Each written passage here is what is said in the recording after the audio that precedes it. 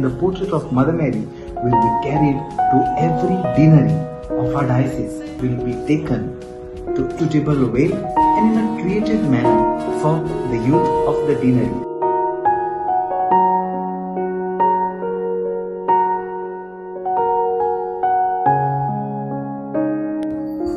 On the 1st of September at 4:45 p.m., the parish of Aquem will get the Pilgrim cross and the portrait of Mother Mary, and encounter the uniqueness of the Pilgrim cross. We invite every youngster of Aquem Parish to be a part of this solemn event. So then, see you all on 1st of September, sharp at 4:45 p.m. at St. Sebastian Church, Aquem.